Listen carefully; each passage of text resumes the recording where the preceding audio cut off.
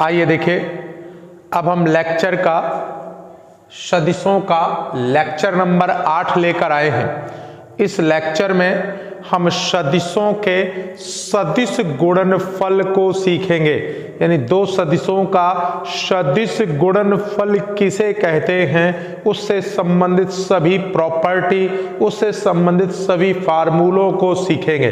तो आइए शुरुआत करते हैं। दो सदिशों का सदिश गुणनफल, वेक्टर प्रोडक्ट या क्रॉस प्रोडक्ट या वज्र गुणन। तो देखिए, दो सदिशों का सदिश गुणन क्या होता है। दो सदिशों का सदिश गुणन उन दोनों सदिशों के परिमाणों तथा उनके बीच के कोण की ज्या मतलब साइन थीटा तथा उन दोनों पर लंबवत मात्रक सदिशों के गुणनफल के बराबर होता है। फिर से, दो सदिशों का सदिश गुणनफल उन दोनों सदिशों के परिमाणों तथा उनके बीच की कोण की ज्या व उन दोनों पर लंबवत मात्रक सदिशों के गुणनफलों के बराबर होता है। फिर से, दो सदिशों का सदिश गुणनफल उन दोनों सदिशों के परिमाणों तथा उनके बीच की कोण की ज्या तथा उन दोनों पर लंबवत मात्रक सदिश के गुणनफल के बराबर होता है। इसी को डिफाइन किया गया है। दो सदिशों का सदिश गुणन दोनों सदिशों के परिमाणों तथा उनके बीच की कोण, उनके बीच के कोण की ज्या व उन दोनों पर लंबवत मात्रक सदिश के गुणनफल के, या साफ साफ कर दे,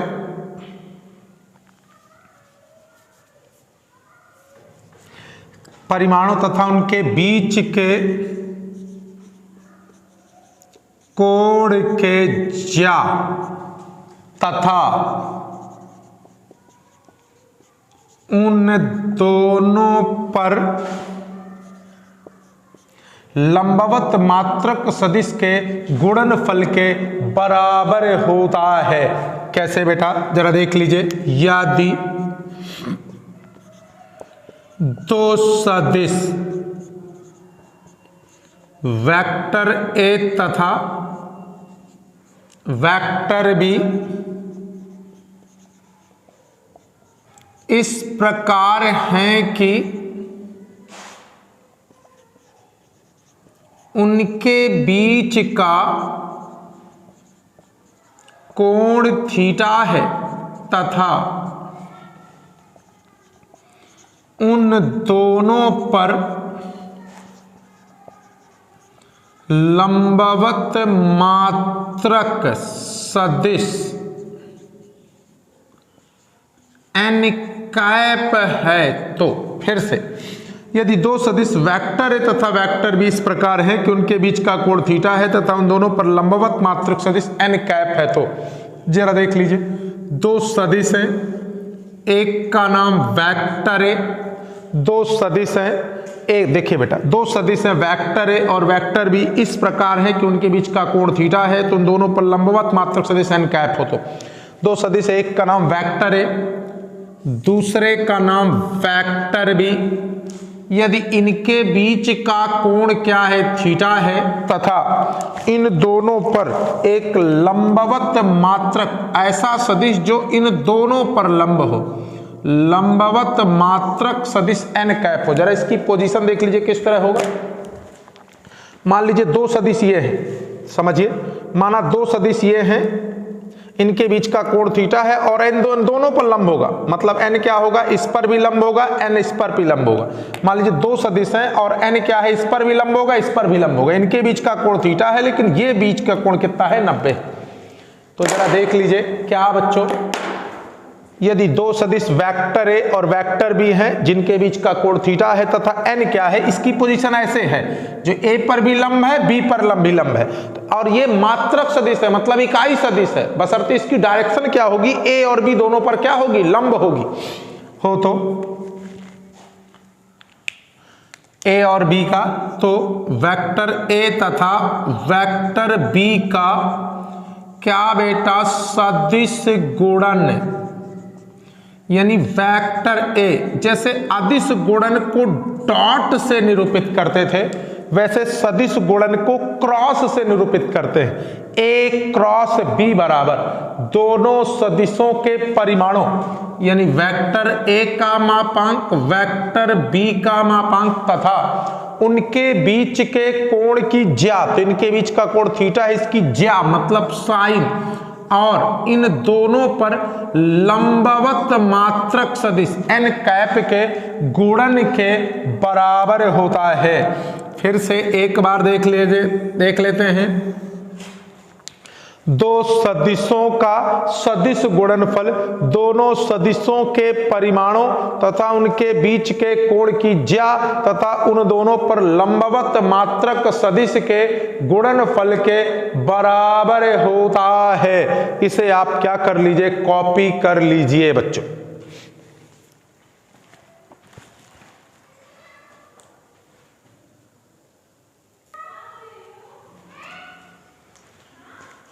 आइए बेटा, अब हम लोग सदिश गुणन की दो ठो विशेष परिस्थितियों को पढ़ लेते हैं जो बहुत ज़्यादा इंपॉर्टेंट है और बहुत ज़्यादा यूजफुल है। पहली विशेष परिस्थिति क्या, यदि दोनों सदिश क्या हों, समांतर हों। तो मान लीजिए जिन दो सदिशों का सदिश गुणनफल कर रहे हैं अगर वो दोनों सदिश समांतर हों तो इसका मतलब उनके बीच का कोण या तो 0 होगा अथवा या 180 होगा। अगर वो समदिश समांतर हैं तो उनके बीच का कोण 0 होगा, अगर वो प्रतिदिश समांतर है तो उनके बीच का कोण क्या होगा, 180। इसलिए वेक्टर ए क्रॉस बी बराबर क्या हो जाएगा, वेक्टर ए का मापांक वेक्टर बी का मापांक उनके बीच के कोण की ज्या और दोनों पर लंबवत मात्रक सदिश। वेक्टर ए का मापांक वेक्टर बी का मापांक, बट साइन 0 का मान भी 0 होता है और अगर 180 है तो साइन 180 का मान भी 0 होता है। और जब 0 का गुणा करेंगे तो पूरा गुणनफल 0 हो जाएगा। इसका मतलब अगर दोनों सदिश समांतर हैं तो उनका सदिश गुणनफल सदैव 0 होता है। अतः दो समांतर सदिशों का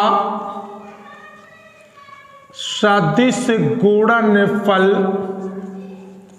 सदैव 0 होता है। ये बहुत इंपॉर्टेंट प्रॉपर्टी है, इसको ध्यान रखिएगा। कभी भी हमें दो सदिशों को समांतर दिखाना हो तो हम इस प्रॉपर्टी का यूज कर लेंगे। मान लीजिए दो ठो वेक्टर दिए हैं और मुझे समांतर दिखाना है तो मैं क्या कर दूंगा, उनका सदिश गुणनफल निकाल दूंगा। अगर सदिश गुणनफल 0 आ जाए तो मैं समझ जाऊंगा दोनों सदिश समांतर हैं। इसी प्रकार इसकी दूसरी विशेष परिस्थिति बनती है, सेकंड विशेष परिस्थिति, यदि दोनों सदिश समान हैं, यदि दोनों सदिश क्या हैं बेटा, समान हैं। ठीक, इसको समझते हैं। जब दोनों सदिश समान हैं यानी जिन दो सदिशों का हम सदिश गुणन करने जा रहे हैं अगर वो दोनों सदिश समान हैं तो फिर क्या होगा, तो बीच का कोण क्या होगा, 0। क्योंकि दो सदिश कब समान होते हैं, जब उनके परिमाण भी समान हो, दिशाएं भी समान हो। जब दिशाएं समान है तो उनके बीच का कोण क्या हो जाएगा, 0। इसलिए वेक्टर ए क्रॉस ए, अगर ये दोनों सदिश मैं समान ले लेता हूं तो क्या होगा, वेक्टर ए का मापांक वेक्टर ए का मापांक बच बीच का कोण क्या हो जाएगा, 0, और n जो इन दोनों पर लंब है। बताइए वेक्टर ए के मापांक का वर्ग बट साइन 0 का मान 0 और 0 का जब गुणा करेंगे 0। इसका मतलब दो समान सदिशों का सदिश गुणनफल भी क्या होता है, 0। अतः दो समान सदिशों का सदिश गुणनफल सदिश गुणनफल सदैव क्या होता है, शून्य होता है। क्या बेटा, दो समान सदिशों का सदिश गुणनफल सदैव शून्य होता है। तो ये दो विशेष परिस्थितियां हैं। अगर दो सदिश समांतर हैं तो सदिश गुणन 0 होगा, दो सदिश समान हैं तो भी सदिश गुणनफल 0 होगा। इसे आप कॉपी कर लीजिए। ये दो तो विशेष परिस्थितियां हैं, बहुत सारे न्यूमेरिकल इनसे सॉल्व होंगे।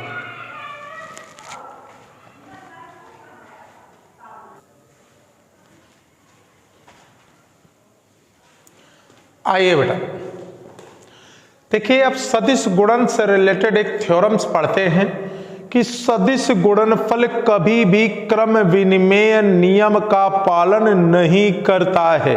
क्या बेटा, सदिश गुणनफल सदिश गुणन क्रम विनिमय नहीं होता है। ये बहुत इंपॉर्टेंट प्रमेय है बेटा। क्या बेटा, सदिश गुणन क्रम विनिमय नहीं होता है। आइए इसको देखते हैं, इसको प्रूफ करते हैं। देखिए क्या बेटा, माना दो सदिश वेक्टर ए तथा वेक्टर बी इस प्रकार हैं कि उनके बीच का कोण क्या है, थीटा है, तथा उन दोनों पर लंबवत मात्रक सदिश n कैप है। आइए, मैंने मान लिया दो सदिश हैं, एक का नाम वेक्टर है, दूसरे का नाम वेक्टर बी, और इन दोनों के बीच का कोण क्या है, थीटा है, तथा इन दोनों पर एक लंबवत मात्रक सदिश है जो कि n कैप है। इसलिए vector A cross vector B, बताइए अगर आप ए क्रॉस बी निकालेंगे तो क्या होगा, वेक्टर ए का मापांक, वेक्टर बी का मापांक, और शायद पहले सदिश, तो पहला सदिश वेक्टर ए है, तो पहले सदिश से दूसरे सदिश की ओर वामावर्त दिशा में, ये कौन सी डायरेक्शन है, वामावर्त, एंटी क्लॉकवाइज, वामावर्त दिशा में मापा गया कोण जो कि थीटा है, और इन दोनों पर लंबवत मात्रक सदिश, इसे आपने इक्वेशन फर्स्ट कर दिया। लाइए, इसे आपने इक्वेशन क्या कर दिया, फर्स्ट। अब आप क्या करते हैं, पुनः अब मैं चाहता हूं कि वेक्टर बी क्रॉस ए निकले। अब मैं क्या चाहता हूं कि बी क्रॉस ए, बी और ए का सदिश गुणन निकले। तो पहले सदिश का मापांक यानी बी का मापांक, दूसरे सदिश का मापांक, दोनों के बीच का कोण, तो दोनों के बीच का कोण। अब पहला सदिश बी है, पहला सदिश बी है, दूसरा, तो पहले सदिश से वामावर्त दिशा में, तो पहला सदिश बी से ए की ओर वामावर्त दिशा में जो मापा गया कोण होगा, वामावर्त, याद रखना एंटी क्लॉकवाइज, पहला सदिश इस बार बी हो गया, बी से ए की दिशा में जो वामावर्त कोण मापेगा ना, ये थीटा है, तो ये क्या होगा, 360 माइनस थीटा होगा। बस यही खेला हो गया। पहला सदिश अब बी हो गया, तो बी से ए की दिशा में वामावर्त कोण कितना हो गया, 360 माइनस थीटा, 360 माइनस थीटा, और दोनों पर लंब मात्रक सदिश जो कि n कैप ही है, उसको तो बदलना नहीं है। अच्छा, ये वेक्टर बी का मापांक है, मापांक मतलब एक नंबर होगा, संख्या होगी, संख्याओं का गुणन क्रम में होता है। बी ए को ए बी लिख सकता हूं, कोई प्रॉब्लम नहीं, क्योंकि ये तो मापांक है, मापांक एक डिजिट, संख्या, अदिश राशि। साइन 360 माइनस थीटा बराबर माइनस साइन थीटा। क्यों बेटा? आपको याद होगा 360 में घटाते हैं तो चौथा चतुर्थांश, और चौथा चतुर्थांश किसका? कॉस और सेक का। साइन का घर बिल्कुल नहीं होता, तो sine minus theta minus sine theta और एन कैप, ये माइनस चिन्ह आगे आ जाएगा। अंदर क्या बचेगा? वेक्टर ए का मापांक, वेक्टर बी का मापांक, साइन थीटा और एन कैप, यानी ये माइनस आ गया। और गौर से देखो ये किसका मान है? किसका मान है? ए क्रॉस बी का मान है, ए क्रॉस बी का मान है। मतलब जो बी क्रॉस ए होता है ना, वो ए क्रॉस बी के बराबर तो होता है, बट ऋण चिन्ह के बराबर होता है। अतः क्या बेटा? ए क्रॉस बी बराबर बी क्रॉस ए नहीं कर सकते। अतः इस रिजल्ट का बहुत ज्यादा यूज करूंगा, बहुत ज्यादा यूज होगा। कहीं बी क्रॉस ए लिखना है, ए क्रॉस बी कर दूंगा तो चिन्ह बदल जाएगा, यानी सदिशकों का, सदिश गुणन का क्रम बदलने पर उसका चिन्ह बदल जाता है। अतः स्पष्ट है कि, अतः स्पष्ट है कि क्या बेटा? A cross B does not equal B cross A. अतः सदिश गुणनफल, अतः सदिश गुणनफल क्रम विनिमेय नहीं होता है। ये बहुत इंपॉर्टेंट, याद रखना। ये कॉन्सेप्ट मोस्ट आईएमपी कॉन्सेप्ट है कि यदि मैं सदिशों का चिन्ह बदल दूं, सदिशों का क्रम बदल दूं तो उसका चिन्ह बदल जाता है, अर्थात सदिश गुणनफल क्रम विनिमेय नहीं होता है। इसे आप कॉपी कर लीजिए, फिर हम लोग आगे चलते हैं।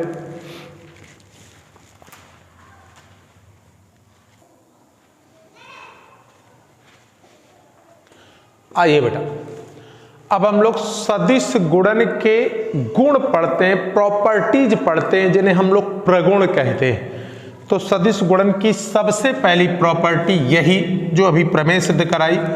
क्या बेटा? सदिश गुणन, सदिश गुणन क्रम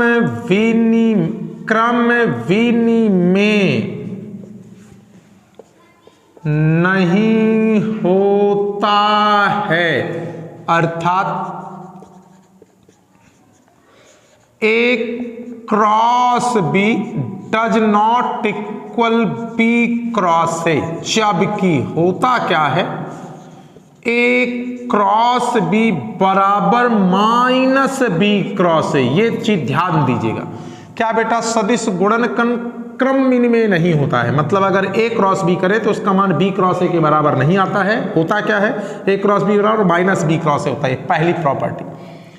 दूसरा बेटा, सदिश गुणन साहचर्य नहीं होता है। क्या बेटा? सदिश गुणन, क्या बेटा? साहचर्य नियम का पालन नहीं करता। कहने का मतलब कि जैसे मैं ए क्रॉस बी क्रॉस सी बराबर ए क्रॉस बी क्रॉस सी करता हूं, मान लीजिए मैं ए बी क्रॉस सी में ए का गुणा करता हूं और ए क्रॉस बी में सी का गुणा करता हूं, तो बराबर नहीं होगा। मतलब जैसे बी क्रॉस सी में ए का गुणा करूं और या ए क्रॉस बी में सी का गुणा करूं तो ये बराबर नहीं होगा। तो सदिश गुणन साहचर्य का पालन नहीं करता, यानी जोड़े बनाकर गुणा नहीं कर सकते हैं सदिश गुणन में। तीसरा जो गुण है, सदिश गुणन वितरण नियम का पालन करता है। क्या बेटा? सदिश गुणन किसका बेटा? वितरण नियम का पालन करता है। सदिश गुणन वितरण नियम का पालन करता है। कहने का मतलब जैसे vector A cross vector B plus C करें, यानी वेक्टर ए का बी प्लस सी में अगर सदिश गुणन करें तो डिस्ट्रीब्यूट हो जाएगा, यानी vector A cross vector B plus vector A cross vector C, यानी अगर b प्लस सी में मैं a का सदिश गुणन करूं तो a cross b plus a cross c होता है, यानी सदिश गुणन वितरण नियम का पालन करता है, डिस्ट्रीब्यूशन लॉ का पालन करता है। इसे आप कॉपी कर सकते हैं, फिर हम लोग आगे चलेंगे।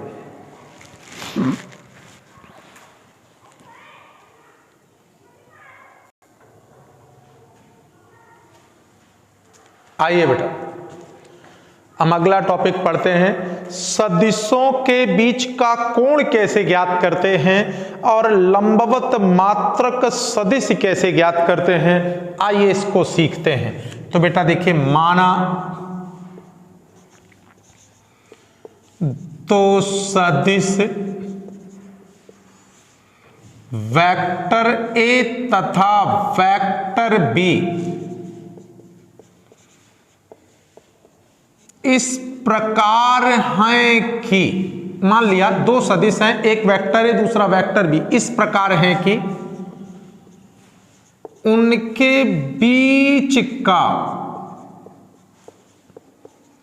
कोण क्या है, थीटा है, तथा उन दोनों पर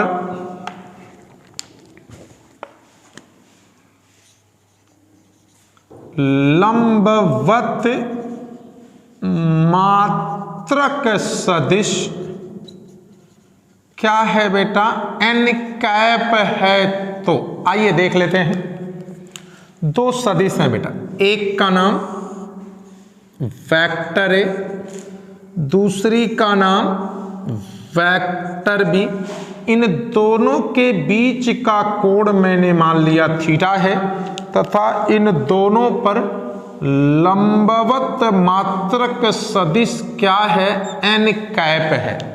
इसलिए आप समझ रहे हैं बेटा कि अगर मैं इन दोनों का क्रॉस प्रोडक्ट निकालूं, क्रॉस प्रोडक्ट मतलब क्या निकालूं, सदिश गुणन निकालूं, तो क्या होगा, पहले सदिश का मापांक दूसरे सदिश का मापांक, दोनों के बीच के कोण की ज्या, तो दोनों के बीच का कोण मतलब साइन थीटा, और लंबवत मात्रक सदिश, इक्वेशन नंबर फर्स्ट। ये क्या हो गया, a क्रॉस b। आइए अगर मैं a क्रॉस b का मापांक निकाल लूं, यानी वेक्टर a क्रॉस b का मापांक निकाल लूं, तो अगर इधर का मापांक निकालूंगा तो इधर का भी मापांक हो जाएगा। तो क्या हो जाएगा, मापांक वेक्टर a का मापांक वेक्टर b का मापांक साइन थीटा और n कैप का मापांक। समझिएगा बेटा, a का मापांक a का ही होगा, b का मापांक b ही होगा, साइन थीटा होगा, क्योंकि मापांक तो सदिश का निकालते हैं ना। तो ये पहले से मापांक है, पहले से मापांक है, पहले से मापांक है, तो मापांक तो सदिश का निकलेगा। ये तो पहले से सदिश राशियां, सदिश का मापांक होता है। तो वेक्टर ए का मापांक पहले से एक संख्या है, नंबर है, पहले से परिमाण है, तो उनको कॉपी कर लेंगे। हाँ, इसका मापांक जरूर निकालना पड़ेगा। बताइए, वेक्टर ए का मापांक वेक्टर बी का मापांक साइन थीटा, और इसका मापांक 1 होगा। क्यों, ये लंबवत मात्रक सदिश होता है, मतलब लंब इकाई सदिश होता है, जो a क्रॉस b की सिर्फ दिशा को बताता है, बाकी परिमाण उसका 1 होता है। तो जब 1 का गुणा करूंगा तो वेक्टर a का मापांक वेक्टर b का मापांक साइन थीटा, ये किसके बराबर आ गया, वेक्टर a क्रॉस b। इसलिए आप बताओ साइन थीटा, इसे समीकरण नंबर क्या कर देंगे, 2 कर देंगे। अब बताइए साइन थीटा बराबर कहाँ आ जाएगा, बटे में, तो यानी वेक्टर a क्रॉस b का मापांक बटे वेक्टर a का मापांक वेक्टर b का मापांक। तो इस सूत्र की सहायता से मैं दो सदिशों के बीच का कोण ज्ञात कर सकता हूं। ध्यान से देखिए, तो कभी भी मुझे दो सदिशों के बीच का कोण ज्ञात करना हो तो साइन थीटा बराबर a क्रॉस b का मापांक बटे a का मापांक और b का मापांक। इसी प्रकार लंबवत मात्रक सदिश ज्ञात करना हो तो वो भी निकल आएगा। देखिए समीकरण 1 से, कहां से, समीकरण 1 से, थोड़ा ध्यान से देखिएगा क्या है बच्चों, वेक्टर a क्रॉस बी बराबर क्या है, वेक्टर ए का मापांक, वेक्टर बी का मापांक, साइन थीटा और एन कैप। आप बताइए, इसलिए एन कैप बराबर ये बटे में आ जाएगा, यानी वेक्टर ए क्रॉस बी बटे वेक्टर ए का मापांक, वेक्टर बी का मापांक और साइन थीटा। ध्यान से देखो, इसलिए एन कैप बराबर वेक्टर ए क्रॉस बी बटा, यहां पर ध्यान से देखो बेटा, एन कैप बराबर क्या हो गया, समीकरण एक को उठाते हैं, ए क्रॉस बी बराबर ए का मापांक बी का मापांक साइन थीटा एन कैप, तो वेक्टर ए क्रॉस बी बराबर ए का मापांक बी का मापांक साइन थीटा एन कैप। तो बताओ एन कैप बराबर क्या हो जाएगा, ये सारा बटे में आ जाएगा। और गौर से देखो, ए का मापांक बी का मापांक साइन थीटा, ए का मापांक बी का मापांक साइन थीटा, ये क्या है, वेक्टर ए क्रॉस बी का मापांक है, तो इसकी जगह ए का मापांक बी का मापांक साइन थीटा की जगह क्या रख देंगे, वेक्टर ए क्रॉस बी का मापांक। इस प्रकार हम लोग लंबवत मात्रक सदिश को भी क्या कर सकते हैं, ज्ञात कर सकते हैं। तो कभी भी मुझे लंबवत मात्रक सदिश ज्ञात करना हो, लंबवत मात्रक सदिश ज्ञात करना हो, तो जिन दो सदिशों पर लंबवत मात्रक सदिश ज्ञात करना हो उनका क्रॉस कर लेते हैं, और क्रॉस का जो मापांक का अनुपात होगा वो लंबवत मात्रक सदिश को डिफाइन करेगा। इसे आप कॉपी कर लें, यहां से कोण निकालना सीखे, यहां से लंबवत मात्रक सदिश निकालना सीखे, आप इसको अच्छे से कॉपी कर ले, बहुत इंपॉर्टेंट कॉन्सेप्ट है।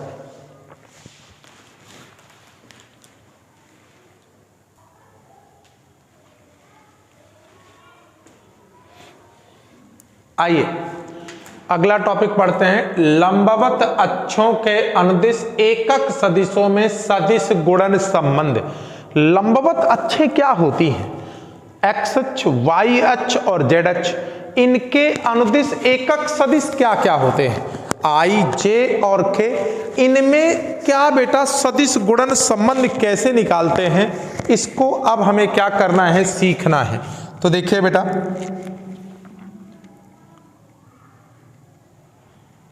चूंकि लंबवत अक्षों ओ एक्स कामा ओ वाई कामा ओ जेड के अनुदिश एकक सदिश क्या क्या होते हैं बेटा, आई कैप, जे कैप तथा के कैप होते हैं। आइए, लंबवत अक्ष एक्स अक्ष एकक सदिश आई, वाई अक्ष एकक सदिश जे, जेड अक्ष एकक सदिश के, एक चक्री क्रम बना लिया, क्या बेटा, आई, जे और के, एक चक्री क्रम बना लिया। इससे आपको लर्न करने में थोड़ी सहूलियत होगी। इसमें जो पहला रिलेशन होता है, ध्यान से देखिएगा, जो सबसे पहला रिलेशन हो, तीन रिलेशन होंगे, आइए सबसे पहला रिलेशन होगा क्या बेटा, आई क्रॉस आई, जे क्रॉस जे और के क्रॉस के, ये सब जीरो होंगे। अगर आई क्रॉस आई निकाला जाए तो जीरो होगा, जे क्रॉस जे निकाला जाए तो जीरो होगा, के क्रॉस के निकाला जाए तो जीरो होगा। कैसे जीरो होगा इसको सीखना है। मान लीजिए आई क्रॉस आई निकाल रहे हैं, तो आई का मापांक, इन आई के बीच का कोण की ज्या, तो गौर से देखिए आई के बीच के कोण की ज्या जीरो होगी। क्यों, आई एक्स अक्ष स्वयं एक्स अक्ष के साथ जीरो का कोण बनाएगा, और इन दोनों पर लंबवत मात्रक सदिश, तो आई पर लंब चाहे जे कर दो चाहे के कर दो, एक ही बात है, इन दोनों पर लंब जे चाहे के, आई का मापांक एक, आई का मापांक एक, बट साइन जीरो का मान जीरो, और कुल मिलाकर पूरा क्या हो जाएगा, जीरो। तो चाहे आई क्रॉस आई निकालो, चाहे जे क्रॉस जे निकालो, चाहे के क्रॉस के निकालो, सबका जो रिजल्ट होता है वो जीरो होता है। जो दूसरा रिजल्ट है थोड़ा विशेष ध्यान देना, अगर चक्री क्रम है, चक्री क्रम का मतलब आई क्रॉस जे है, अगर चक्री क्रम है आई क्रॉस जे, चक्री क्रम का मतलब आई के बाद जे आता है, आई क्रॉस जे है तो इसका मान के होगा। बट ये ध्यान देना कि अगर आई क्रॉस जे ना होकर जे क्रॉस आई है तो उसका मान माइनस के होगा। जैसे चक्री क्रम आई के बाद जे आता है तो आई के बाद जे, तो आई क्रॉस जे है तो उसका मान के होगा। बट अगर जे क्रॉस आई है यानी चक्री क्रम नहीं है, चक्री क्रम नहीं है, जे के बाद के आता है, तो अगर जे के बाद आई आ गया है तो उसका मान के तो होगा बट माइनस के होगा। दूसरा रिजल्ट आई जे, क्या बेटा जे क्रॉस के है तो देखो चक्री क्रम है, जे के बाद के आता है तो इसका मान आई होगा। बट अगर ये चक्री क्रम नहीं है, जे क्रॉस के की जगह के क्रॉस जे हो गया तो उसका मान माइनस ए होगा। जैसे जे क्रॉस के है तो उसका मान आई होगा, बट अगर के क्रॉस के बाद आई होना चाहिए, के क्रॉस चक्री क्रम नहीं तो उसका मान माइनस आई होगा। इसके बाद के क्रॉस आई है, के बाद आई है तो उसका मान जे होगा। बट अगर ये चक्री क्रम नहीं है यानी के क्रॉस आई की जगह आई क्रॉस क्या है बेटा के है तो उसका मान माइनस जे होगा। ठीक, इसका भी रीजन समझ लेते हैं, इसका भी रीजन समझ लेते हैं कि ऐसा क्यों होता है, जरा ध्यान से देखें वही रीजन। जैसे आई क्रॉस जे निकालते हैं तो बताइए आई क्रॉस जे के लिए क्या करेंगे, आई का मापांक, जे का मापांक, इन दोनों पर बेटा बीच का कोण, तो आई और जे के बीच यानी एक्स अक्ष वाई अक्ष के बीच कोण 90। और ध्यान से देखो आई और जे दोनों पर लंब क्या होगा, के होगा। एन क्या होता है, एन कैप क्या होता है, जो दोनों पर लंब हो। तो गौर से देखो आई और जे दोनों पर लंब क्या होगा, के, आई और जे दोनों पर लंब क्या होगा, के, तो क्या हो जाएगा के कैप, आई का मान 1, जे का मान 1, साइन 90 का मान 1 और यहां पर के कैप तो के कैप। इसलिए आई क्रॉस जे बराबर क्या हो जाता है, के आ जाता है। तो वही लिखा आई क्रॉस जे बराबर के, और माइनस के होता है क्रम बदल जाता है, तो जो बीच का कोण 90 है वो 270 होने लगेगा, इसलिए माइनस होने लगेगा। तो इस कॉन्सेप्ट को आपको क्या करना है, कॉपी करना है।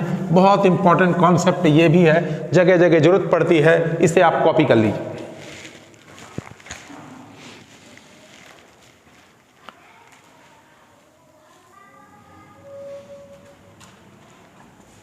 आइए बेटा, अगर मुझे दो सदिश दिए हैं तो उनका मैं सदिश गुणन कैसे निकालूंगा ये सीखने जा रहे हैं। जैसे दो सदिश दिए थे तो अदिश गुणन निकाला था ना, आई आई के गुणांक का गुणा, जे जे के गुणांक का गुणा, के गुणांक का गुणा। तो अगर दो सदिश दिए हैं तो उसका मैं सदिश गुणन कैसे ज्ञात करूंगा, तो आइए सीखते हैं। यदि दो सदिश वेक्टर ए तथा वेक्टर बी इस प्रकार हैं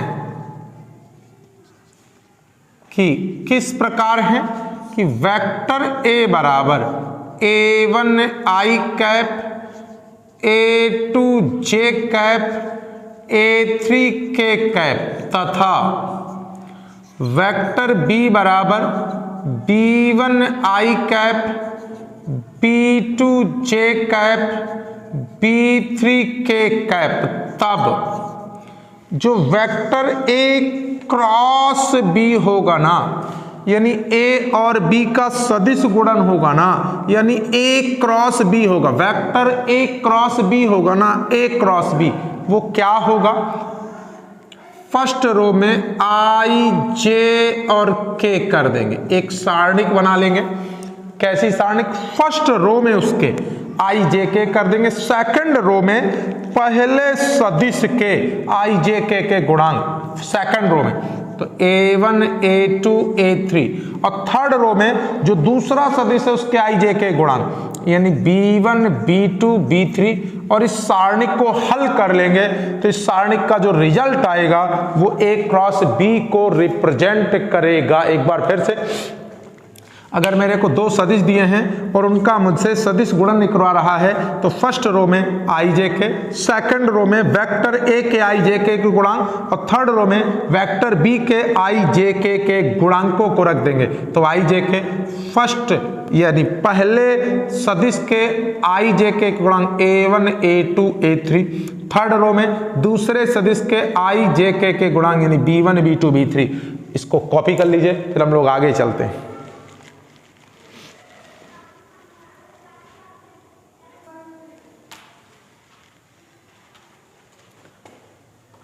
आइए बेटा, हम सदिश गुणन की सहायता से त्रिभुज का क्षेत्रफल भी ज्ञात कर सकते हैं।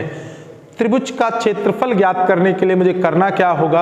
अगर त्रिभुज की दो संलग्न भुजाएं पता हों, फिर से यदि किसी त्रिभुज की दो संलग्न भुजाएं पता हों तो उन दोनों भुजाओं के सदिश गुणनों के मापांक का जो आधा होगा वो त्रिभुज का क्षेत्रफल होगा।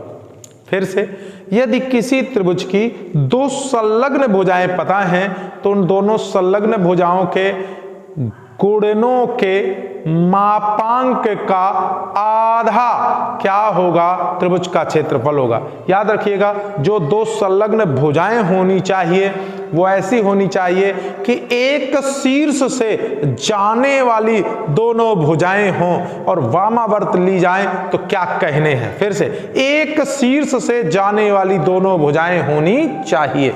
जैसे मान लीजिए एक त्रिभुज है, त्रिभुज का नाम मान लिया क्या है? ABC है।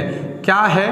त्रिभुज का नाम मान लिया क्या है? A है, B है, C है। तो बताइए त्रिभुज ABC का क्या बेटा क्षेत्रफल? सबसे पहले आधा होगा। किसका आधा होगा? एक ऐसे दो बेटा, फिर से एक शीर्ष से जाने वाली दो भुजाएं, तो मैंने माना शीर्ष A लिया तो शीर्ष A से जाने वाली दो भुजाएं कौन सी हो गई? एक AB एक AC। तो वामावर्त डायरेक्शन में लें तो पहले वामावर्त फिर दक्षिणावर्त, पहले वामावर्त फिर दक्षिणावर्त। तो क्या हो जाएगा? एक शीर्ष से जाने, माना मैंने शीर्ष A को लिया तो A से जाने वाली AB क्रॉस AC। संलग्न का मतलब होता है जिसमें एक शीर्ष उभयनिष्ठ हो, यानी एक शीर्ष जुड़े हो। तो गौर से देखिए, अगर मैंने शीर्ष A ले लिया तो AB AC, तो AB क्रॉस AC दो भुजाओं के सदिश गुणनों के मापांक का आधा। अथवा अगर आप कहें कि सर मुझे भुजा B लेनी है, मुझे सर भुजा B लेनी है, तो कोई दिक्कत नहीं, आधा। B से जाने वाली दो भुजाएं, तो B से जाने वाली भुजा एक BC हो गई, एक BA हो गई। पहले वामावर्त फिर दक्षिणावर्त, तो क्या हो गई? BC और BA। याद रखिए, एक ही शीर्ष से जाने वाली हो, BC BA, वामा पहले वामावर्त बाद में दक्षिणावर्त। फिर से बेटा, अथवा क्या ले सकते हैं? 1/2। मान लीजिए आपने कहा सर मुझे शीर्ष लेना है, C लेना है, तो C से जाने वाली दो भुजाएं, पहले वामावर्त फिर दक्षिणावर्त, तो CA क्रॉस CB क्या हो जाएगा? CA cross CB। फिर से CA क्रॉस CB। तो बहुत आसान सा कॉन्सेप्ट है, किसी भी त्रिभुज का क्षेत्रफल निकालना है आप उसका एक शीर्ष पिक कर लीजिए, एक शीर्ष पिक करिए, उससे जाने वाली दो भुजाएं AB AC, पहले वामावर्त फिर दक्षिणावर्त। जैसे B पकड़ लिया BC BA, C पकड़ लिया CA CB। तो एक शीर्ष से जाने वाली कोई भी दो संलग्न भुजाओं के सदिश गुणनों के मापांक का जो आधा होगा वो आपके त्रिभुज के क्षेत्रफल को निरूपित करेगा। इसे आप कॉपी कर लीजिए।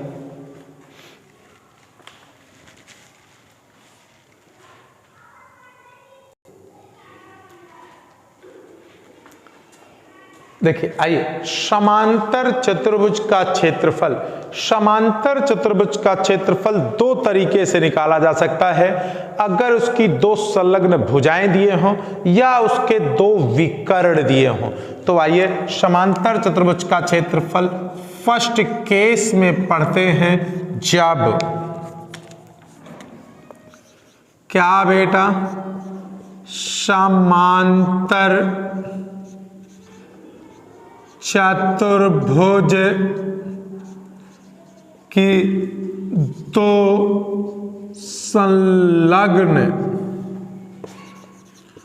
भुजाओं के अनुदिश सदिश क्या हूं, वेक्टर ए तथा वेक्टर बी हो तो क्या बेटा, समांतर। देखिए कैसे बेटा, मान लीजिए ये एक क्या है आपका समांतर चतुर्भुज, नाम ए बी सी डी, इसकी दो संलग्न भुजाओं के अनुदिश सदिश, क्या एक वेक्टर ए है दूसरा वेक्टर बी है। ठीक, समांतर चतुर्भुज की दो संलग्न भुजाओं के अनुदिश, एक वेक्टर ए दूसरा वेक्टर बी, तब समांतर चतुर्भुज का क्षेत्रफल बराबर वेक्टर ए क्रॉस बी का मापांक। तो समांतर चतुर्भुज का क्षेत्रफल क्या होगा, वेक्टर ए क्रॉस बी का मापांक, ये समांतर चतुर्भुज का क्षेत्रफल होगा। और अगर क्षेत्रफल सदिश कह दे तो मापांक हटा देते हैं, सिर्फ ए क्रॉस बी, और क्षेत्रफल कह दे तो ए क्रॉस बी का मापांक, और क्षेत्रफल सदिश कह दे तो मापांक हटा देंगे, ए क्रॉस बी बेटा। सेकंड केस इसी में आ जाता है। सेकंड केस, जब उस समांतर चतुर्भुज के विकर्ण दिए, जब समांतर चतुर्भुज के विकर्ण दिए हों, विकर्ण या समांतर चतुर्भुज, जब समांतर चतुर्भुज के विकर्णों के अनुदिश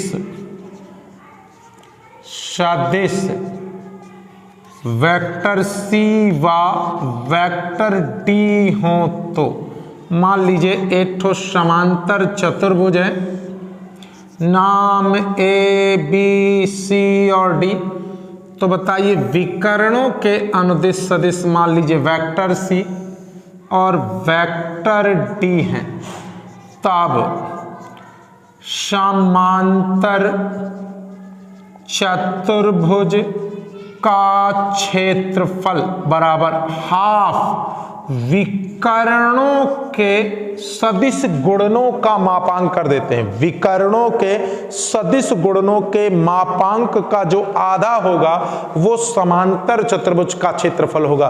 तो अगर समांतर चतुर्भुज की भुजाएं दी हैं तो सदिश गुणन का मापांक, और अगर विकर्ण दिए हैं तो सदिश गुणन के मापांक का आधा। इस प्रकार इस समांतर चतुर्भुज का क्षेत्रफल हुआ। कॉपी कर लीजिए आप लोग।